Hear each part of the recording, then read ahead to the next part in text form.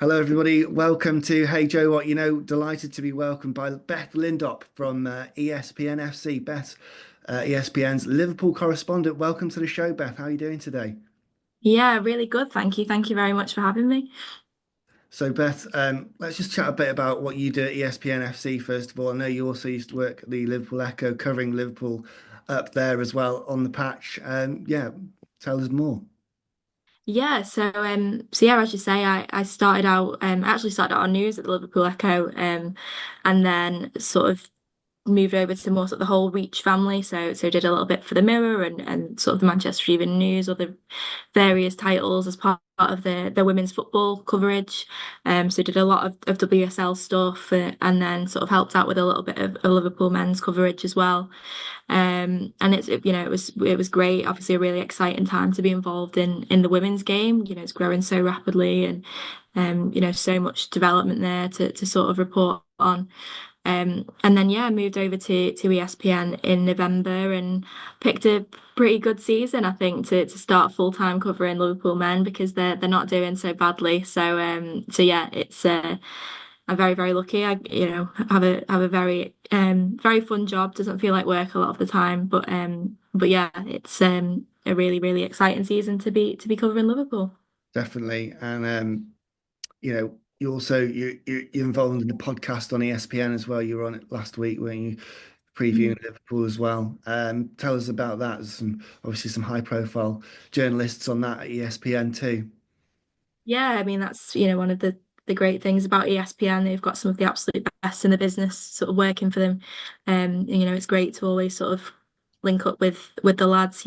Mark Ogden, who's our senior writer, and then James Ollie, who primarily covers sort of the London patch, and Rob Dawson, who does Manchester as well. And so it's sort of nice to be coming into that sort of covering the Merseyside patch, obviously primarily Liverpool, but a little bit of Everton as well.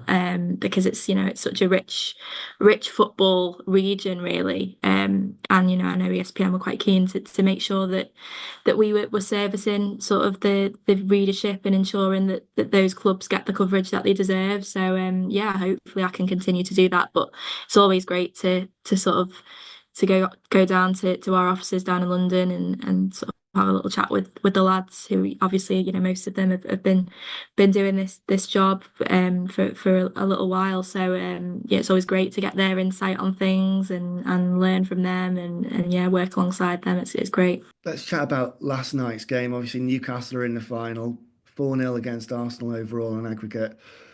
I mean, they just played them at their own game in some respects, didn't they? Yeah, I mean, it was always going to be a tough ask, wasn't it, for Arsenal to overturn it, a 2-0 deficit, especially with the second leg being at St James's Park. We know how good Newcastle generally are there, especially when it's a night last night where there's something really on the line and the fans are right behind the team. But Newcastle obviously having a terrific season. Alexander Isak is one of the best centre forwards in the world at the moment. Such a joy to watch, so talented, and I'm sure will be very much in demand in the summer. But I know Newcastle will obviously be very keen to keep hold of him. But yeah, I do also think as well sometimes teams just sort of have other teams' numbers a little bit, and I do think that Newcastle maybe have Arsenal's. It's not just this season; the last couple of seasons they seem to have at various points got the better of them and yeah there's a little bit of rivalry there, isn't there? A little bit of it's always a little bit feisty when those two teams play each other. I saw that a little bit at times last night. But yeah, Newcastle 100% over the two legs deserve to get to the final. Arsenal obviously had chances. They had one last night early on where Martin Odegaard hits the post, and if that goes in, maybe it's a different game. But yeah, you always sort of felt really, even when Isak had that goal ruled out very very early on, that they'd probably go on and at least see out the tie, if not win the game, and yeah, fully deserved to win and a blow for Arsenal. But Newcastle will be tough for either Tottenham or Liverpool, whoever progresses to the final. Absolutely. And when Isak and Gordon together, are at it, they are incredible, aren't they? They showed that in a 3-3 draw against Liverpool earlier in the season at Newcastle. And then Gordon, he is a cheeky chap, isn't he? And then in his post-match interview, he dropped the humble quote in there, didn't he? And then that leads on to City Arsenal result at the weekend. What did you make of that hammering for City? But do you think Arsenal maybe over-egged the sort of gamesmanship? Yeah, I think, that's something that's been levelled at Arsenal a lot, hasn't it? Not just this season, but over the last couple of years, that maybe they get too high when things go their way. Go back to the win over Liverpool last season, and they were still behind Liverpool at that point, but it was a massively significant result for them, and they were superb that day and fully deserved the win. But it did feel a little bit like they were getting a bit carried away, and ultimately, they finished above Liverpool, but they still fall short in the race for the title. And then yeah, there were sort of shadows of that, I guess, at the weekend. And again, a massively impressive result for them and performance, particularly in that last half an hour. I think if they hadn't have won, it would have definitely been sort of title race over, really. So for them to come through that test with flying colours, completely understand why they were so excited. But I do think all of the sort of stuff that goes alongside it, the Gabrielle Haaland stuff, and they're playing Kendrick Lamar's Humble at the full-time whistle, and things like that. I just think that's maybe a little bit. You're sort of asking for people to have a little bit of a go at you, aren't you, when you're sort of egging people on like that. But yeah, I think in terms of the title race, I think it was a massive result. I think only time will tell, really, whether Arsenal can go on a run. I think the longest winning run in the league this season has been 3 games. That they've not been able to string those runs consistently together.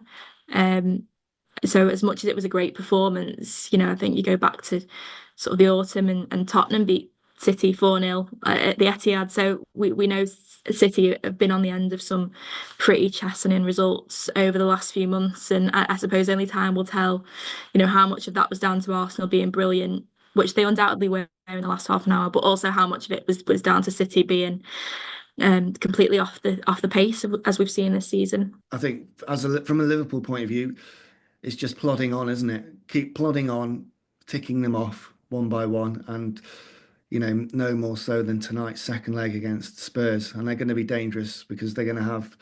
I know they don't have Van de Ven. They were hoping for him back. He's not going to be fit enough tonight for Tottenham, but they're going to have Matthijs Tell, the new signing, deadline day loan signing from Bayern Munich. Obviously, you can see the shirt in the background there. Um, and he's not really a stranger to Liverpool. He's faced us in pre-season and he impressed then. But how do you think Slot's going to set up tonight for this one? I think tonight it will very much be, the strongest possible team that Slot can field. I think sometimes with this competition, we've seen in the earlier round, certainly there was a lot of rotation, and sometimes when you get to this point of the season, the injuries are mounting up, the big games are mounting up, and you sort of think this is right near the bottom in terms of the list of priorities. But I think because of the way the fixtures have fallen, obviously Plymouth to come in the FA Cup at the weekend, which we'll get onto later, but that will probably allow for a number of key players to be rested. So they've had a good rest since Bournemouth on Saturday, so I think that will allow for Slot to go with his strongest team, and I have a feeling it will probably feel like a little bit of a European night tonight. I'll be there in the press box. I'm looking forward to seeing what the atmosphere is like, because certainly the fans will be up for it, and obviously Spurs have something to hold on to. They have that advantage, the narrow advantage from the first leg, but you sort of feel like at Anfield in particular, that almost counts for nothing, because you can see a world where Liverpool, if the crowd are up for it and the team are up for it, can score 3, 4, 5 goals. They scored 6 at Tottenham in December. So I suppose it's about how defensively robust Spurs can be, and whether, sort of as you say, Tell coming in and the forward players that they've got, whether they can hurt Liverpool. Yeah, he reminds me a bit of when Mudryk joined Chelsea and he played against us, and he sort of, the trickery was on show. Um, that sort of impact player. That's probably what Tottenham will be looking at tonight. Just tell me a bit about your evening this evening and what you're going to be doing at the match. Are you for ESPN FC? Yeah, so I'll generally, when it's a sort of, certainly when it's a big game, tend to get there a few hours before, a couple of hours before, gives you time to set up and get sorted and in the right mindset, I guess. And again, on nights like this, it's always exciting. There's always a little bit of a buzz in sort of the media room and things like that. And then yeah, I'll be sat in the press box for the game, writing a piece for our website.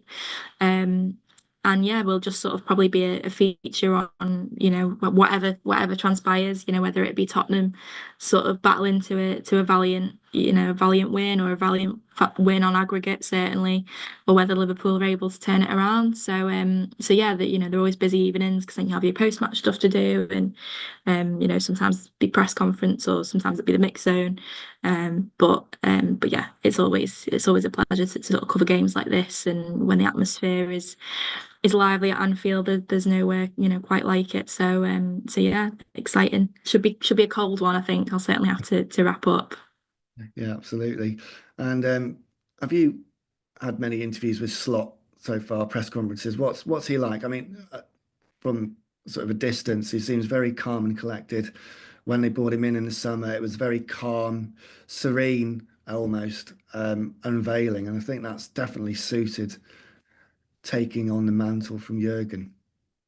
Yeah, absolutely. I've been massively, massively impressed by him. Been at, probably the majority of his press conferences pre and post match this season.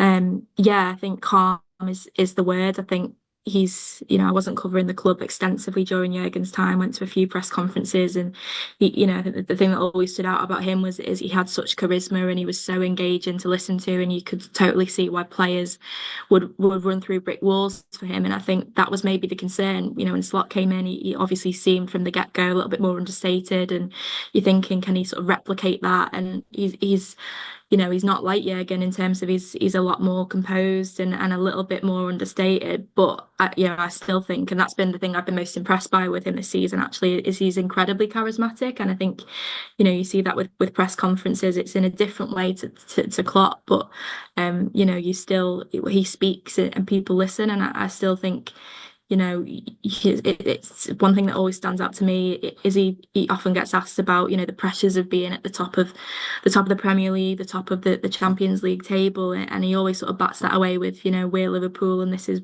the bare minimum is that we win games and we're competing for trophies. And ultimately, it just seems like from the get-go, he's understood, what people expect of him.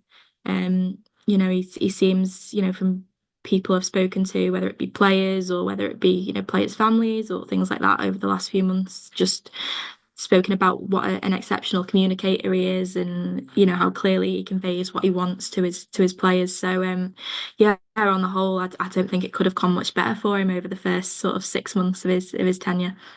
He seems to have a very sort of dry sense of humour as well, and that obviously translates onto the players and getting the best out of them. I suppose no more so this season. The real revelation for us has been Gravenberch in midfield, hasn't he?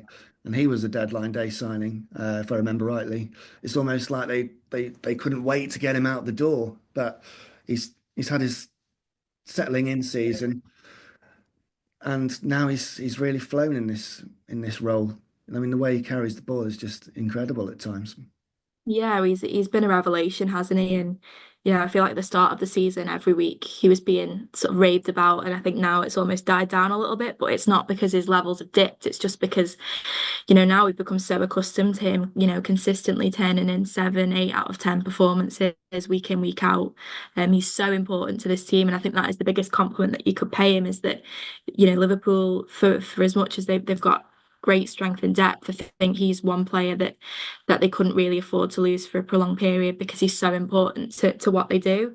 I wrote a piece about him a couple of months back, and spoke to some of his old coaches at Ajax and spoke to his dad, who is, as you can imagine, incredibly, incredibly proud of what he's achieving this season. But yeah, as you say about Bayern, I think sort of the feeling is that he maybe wasn't quite given it a fair chance there, and that was the biggest thing about him coming to Liverpool. He wanted the opportunity to play and to prove himself, and that was one thing that his dad actually was really keen to sort of emphasize, as much as Slot has sort of overseen this enormous sort of improvement in him.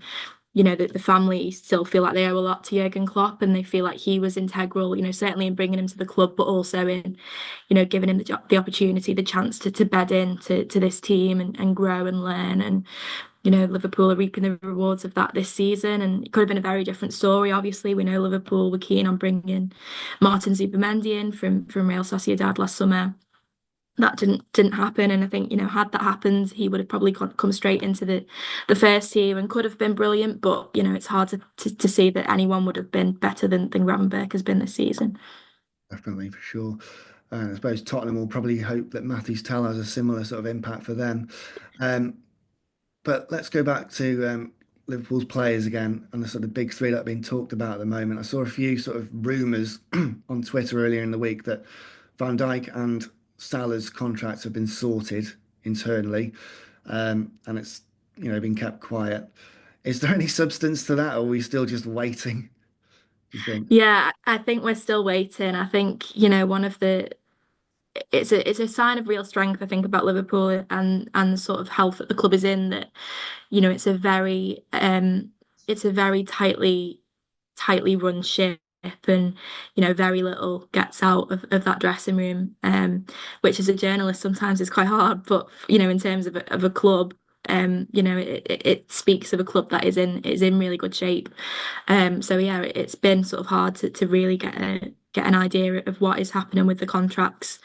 Um, I think there remains an expectation that both Salah and Van Dijk will stay. I think they've both sort of to varying degrees articulated, how much the club means to them, and how much they want to stay. So, I wouldn't be surprised if either they have already signed contracts or whether they do so in the coming months. I wouldn't be surprised to see them still at the club next season. And I think that they're probably the two out of the three that I think Liverpool would miss the most, in terms of, I think it'd be very, very hard to find players that could come in for the right price and replicate what they do. I think Trent Alexander-Arnold is a slightly different one, and I think he would be an enormous loss. Don't get me wrong, if he goes, he's one of the best players in the world, the best passer of the ball that I've seen in real life. Um, so yeah, he will be an enormous loss, but is at a completely sort of different stage of his career to the other two. And I think that is maybe partly why the other two are as keen to stay on Merseyside, because they know that there's probably not the options out there that would allow them to continue playing at the highest level, and have the same impact on a team as they do at Liverpool. So Trent Alexander-Arnold, obviously, we know is the subject of real interest from Real Madrid. They approached Liverpool about signing him this month. Liverpool, in no uncertain terms, said, he's not for sale.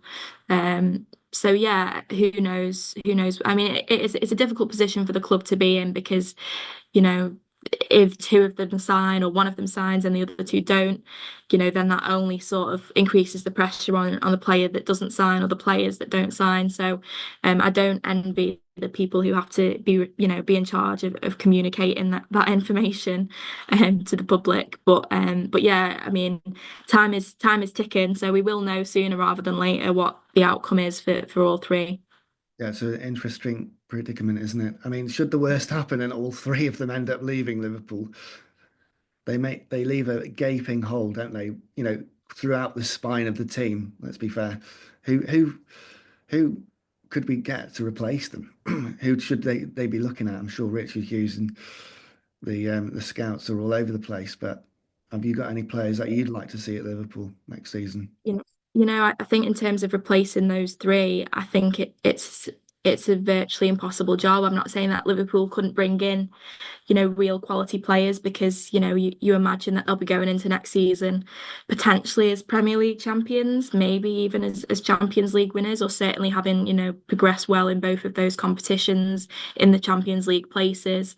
They should have money to spend, having, been quite frugal over the last couple of transfer windows. So, I feel like they could attract some of the best talent in the world, but I just sort of think, it's not so much about the quality of the player. It's about, certainly with Van Dijk and Salah, what they bring in terms of leadership, in terms of the experience. All three of those players have been there and won everything with Liverpool. And I just think replacing that is so, so difficult.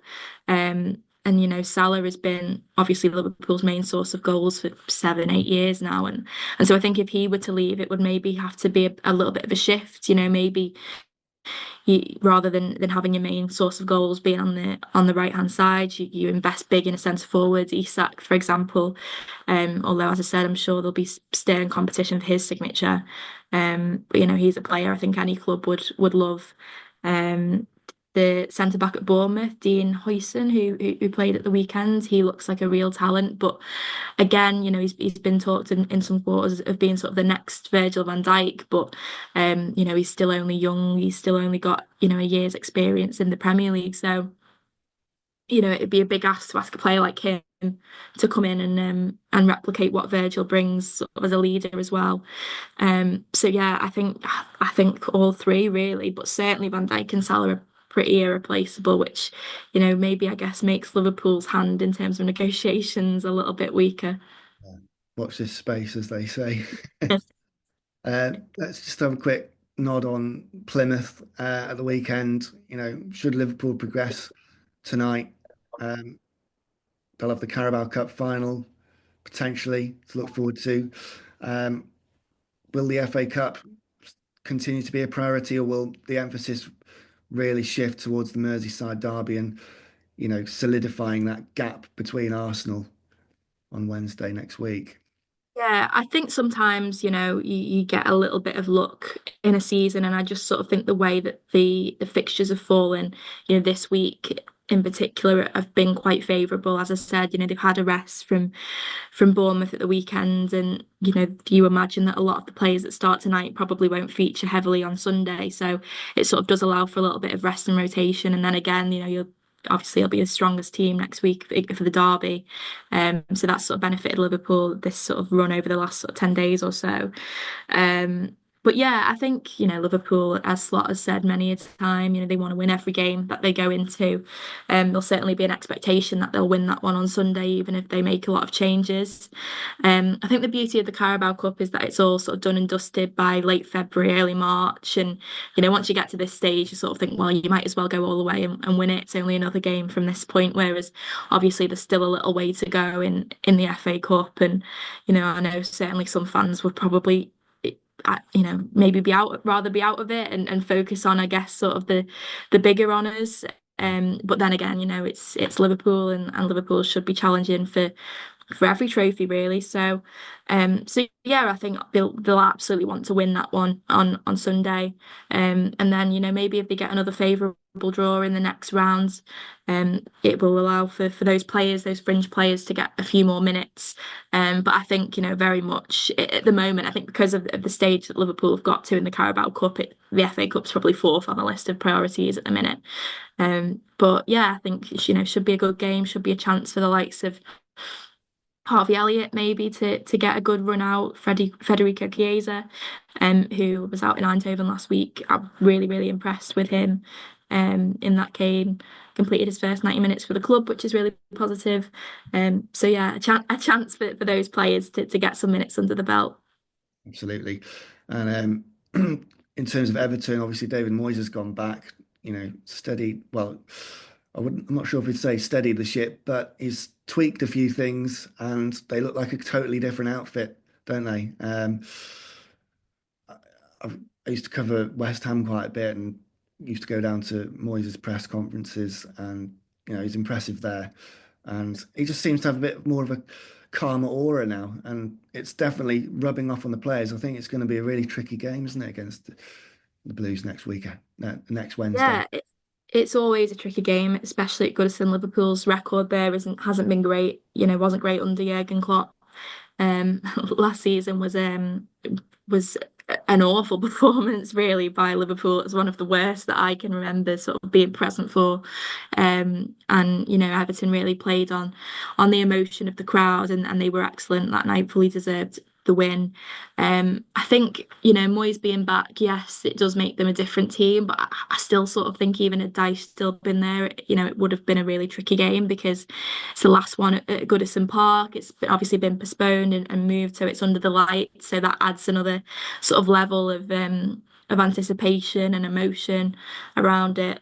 So I imagine it will be like a bear pit in there. I think, you know, the one thing about Slot is, he is he is calm, he is composed. I think it'll be difficult to get that across to the players when you consider the kind of atmosphere they're going to be in.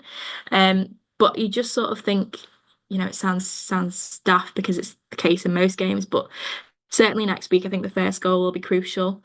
I think if Liverpool can get ahead early on in that game, then Goodison can turn a little bit toxic at times, and if they can sort of silence the crowd there a little bit and then just play the team in front of them, then Liverpool could win comfortably. But the longer it goes on at 0-0, or if Everton have something to hang on to, then it'll be a really difficult game.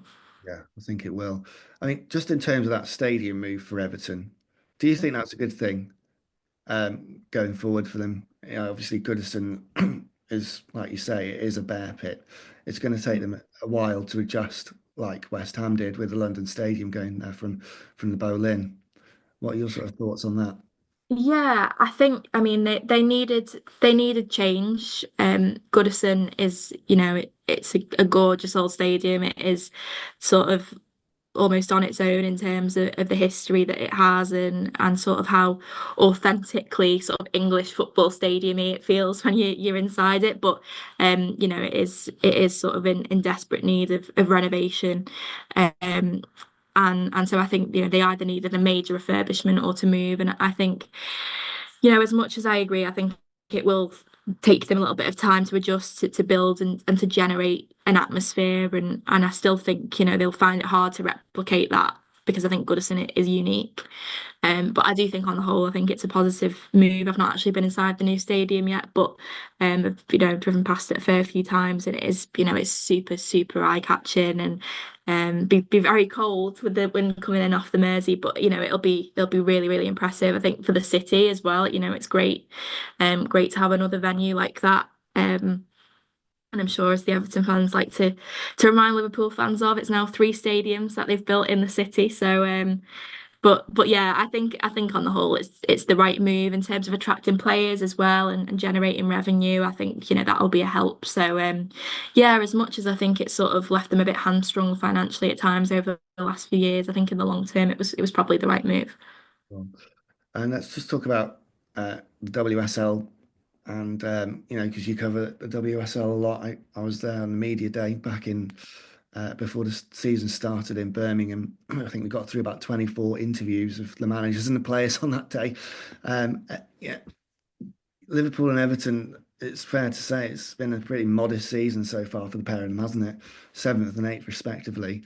Were you expecting more from both sides?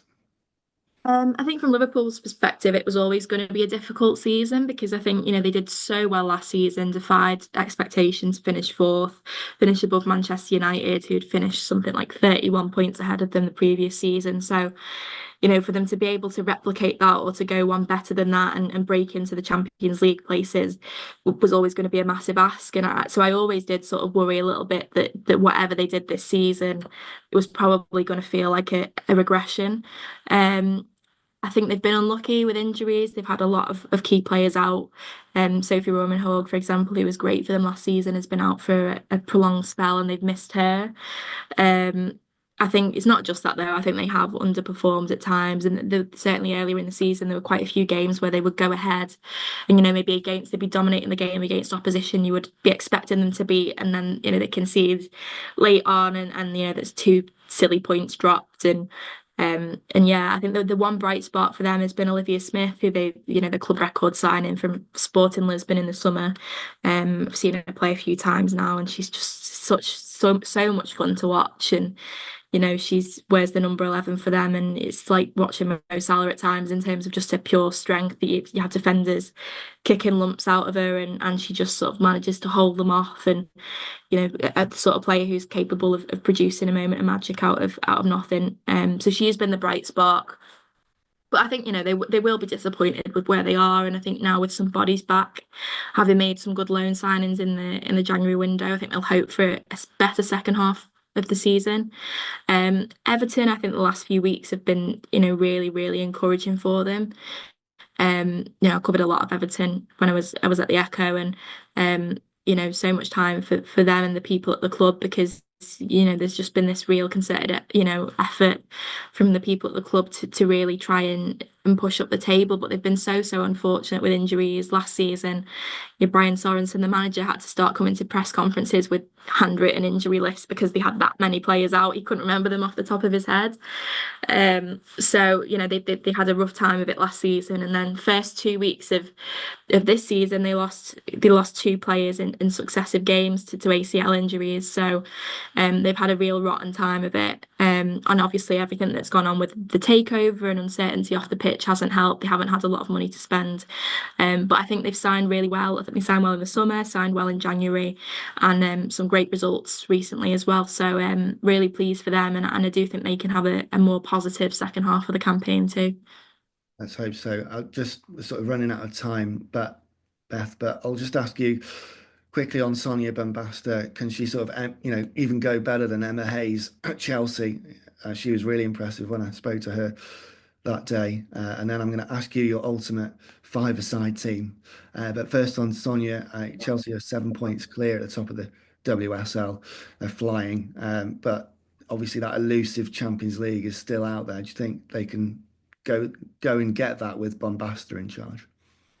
I think they can. I think Barcelona are still the favourites, but that said, I think Chelsea just seem to be getting stronger and stronger every week. And now they've added, Naomi Girma, who is the best central defender in the world in women's football, and Kira Walsh, who maybe isn't quite at the level she was a couple of years ago, but is still one of the best in the world in her position.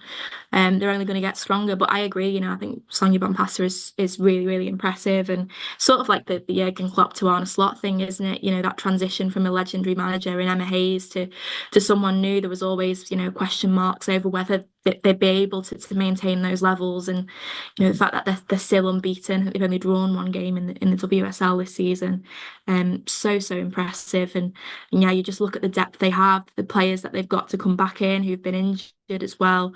They've got a fantastic chance of getting to the Champions League final and going all the way if they can sort of get one over on Barcelona, who've thwarted them over the last couple of seasons. Yeah, it'd be really good if they could. I mean, do any of those Chelsea players get into your ultimate five-a-side team? Oof, that's a question. Um, I think I see it's hard. I'm going to go for players that I have seen in real life because there's obviously some terrific players who were a little bit before my time. But I'm going to go Alison Becker because again he's best goalkeeper I've seen in my lifetime. Sure, sort of Chelsea fans or I think Neuer is a fantastic goalkeeper as well. But yeah, I think Alison goes in there for me. Um, I'm gonna go. This is going to be a very Liverpool centric team. But I'm gonna go Van Dijk again, best I've seen in my lifetime. So he goes in there. Um, I'm gonna go. Hmm, I'm gonna go Messi. Yeah, yeah, can't leave him out.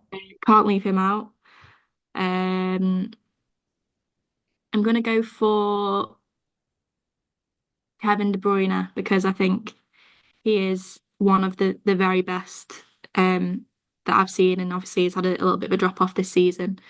Um, and then I'm gonna go Ronaldo Nazario, the Yeah, R9. I'm gonna go for him. A little bit before my time, um, but yeah, he's for me the ultimate Ronaldo. So I'm gonna stick him in there as well. sounds good. Well, Beth, thanks for joining me this morning. Great to chat to you, all things Liverpool, and really interesting to hear what you do at ESPN FC as well. Enjoy the match tonight. Hopefully, Liverpool will progress to the final, and maybe in May you'll be, you know, covering a title celebration, Carabao Cup win, and maybe one or two other trophies as well. But I think to be fair, we'd still be happy with a Carabao Cup win. Oh Remember. no, thank you for having me. Yeah, pleasure, Beth. Remember to like and subscribe, and we're now on Spotify. You can find us at Hey Joe, What You Know. Cheers.